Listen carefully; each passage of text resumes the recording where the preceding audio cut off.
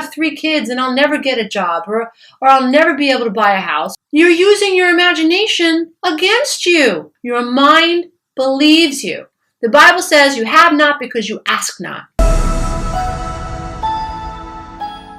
How do we learn to use our imagination to our advantage to create our own reality? The analogy that I like to use is this.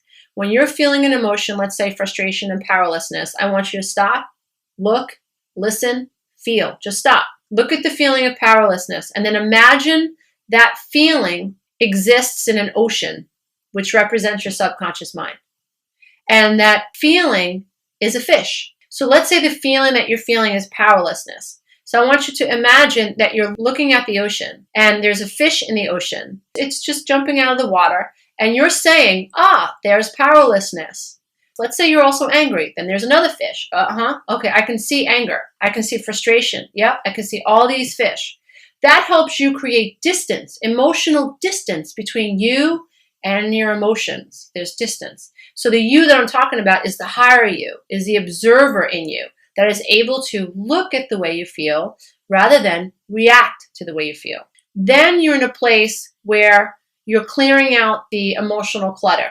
Like you're saying, I don't have to react to that feeling of powerlessness.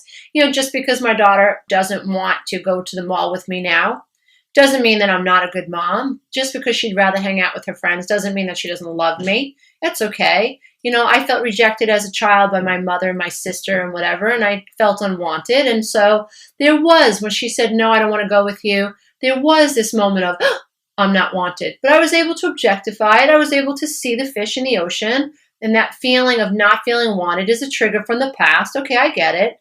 So now you're in control of it. You're not reacting to it. Awesome. When you've done enough of that work, then you can use your imagination to your advantage. Until you're able to do that, your imagination has been hijacked by the past. And your mind, your God's eye, is only watching the tapes from the past. So until you learn that you're enough, no matter what's showing up now, you're enough. No matter what showed up in the past, you're enough. You have to understand, although it's really tough to swallow, the universe is indifferent. The universe is a bunch of codes, if you will, like a bunch of SKUs. And if you can imagine like a bunch of numbers on a screen, the computer, which is this divine matrix, is constantly trying to match you up with, and it happens automatically, your vibration. So whatever you're giving off is what you will be matched up with.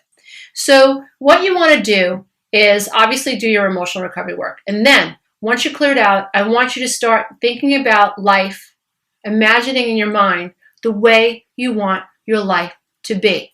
You have to know what you want, dear one. So if you're not spending time thinking about what you don't want because you keep recycling the tape of the past, right? You keep going in for more, trying to get other people's validation. You don't need it. And the longer you think that you do, the longer it's going to take you to be able to manifest the life that you really want. So every day, I want you to do what I do. I have an intention journal. It's a really nice journal, really, really nice. And I bought a nice pen. And every morning, and as a matter of fact, I was up at 3:30 in the morning, and I went outside on my deck with the candle, and I looked up at the stars, and I put a 10 or 15 minute meditation on.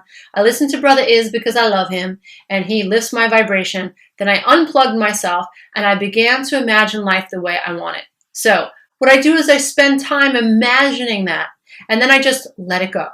I just let it go. And I imagine what it feels like. And that's when your awareness meets your desired reality, and it forms a cross. The nail that keeps this cross intact is the feeling. So you have your awareness, what you want, well, actually your awareness, your consciousness, and then you have your desired reality, and they cross. And what binds it together, what makes it come true, is your feeling. And if you could just believe in that feeling, just sit in that feeling, imagining that happening, eventually, if you can maintain that vibration, you will have what you wish to manifest. I manifested, when I was 43, I wrote a letter to the universe. And in the letter to the universe, I said, by the time I'm 45, I want to manifest a relationship that makes me feel seen. I want to feel heard. I want to manifest a man that I can have faith in, that I can put all my trust behind, that I can respect, who can respect me. I want to feel his respect. I want my children to be able to respect him. If he has children, I want his children to respect me. I want to respect them. I want us to all gel and mesh really, really nicely. I want him to be a snazzy dresser. I want him to smell good. I want to be financially responsible. I don't want a drinker. I don't want a smoker. And I don't want someone who's foul. I want someone who's neat, who takes care of himself, who is just very responsible, who's socially conscious, who likes animals, who's kind to old people, who's kind when no one's looking. And these are all the things that I put down on my letter to the universe. And I wrote it when I was 43. I said, by the time I'm 45, I will be ready to manifest this relationship. And don't you know, dear ones, I write about it in my second book, but don't you know, my husband asked me out, Scout's honor, on my 45th birthday. I am not kidding. This stuff works. I would like you to begin using your imagination in a way that is opposite to the way that you've usually used it. You've used it, most of us who come from codependent backgrounds, who have been raised by narcissists and alcoholics and who have been labeled crazy by society and doctors and whatnot, have been using our imagination to our disadvantage. We think ill things about ourselves. We think we need other people's validation, and we don't. We worry about what other people think about us. We try to be likable. We try to not rock the boat. We obsess about saying the right thing, looking the right way, being the right weight. We look in the mirror and we think, oh my God, we're so ugly. I'm never going to find that guy. Oh my God, I'm so old. I'm never going to find love. Oh my God, I'm so old. I'll never get that degree. Oh my God, I have 3 kids and I'll never get a job, or I'll never be able to buy a house. You're using your imagination against you. Your mind believes you. The Bible says you have not because you ask not. And I'm not a Bible freak. The keys to the universe are in this Bible. They're interwoven, but they're in the Bible. You have not because you ask not. And so you have to die to the old to be born again in the new. You have to understand that you have to die to your old way of thinking, your old way of seeing yourself. And once you're able to, okay, I have to change my vibration. Yes, maybe I had an alcoholic parent or 2 parents. Maybe I was molested as a little girl or as a little boy.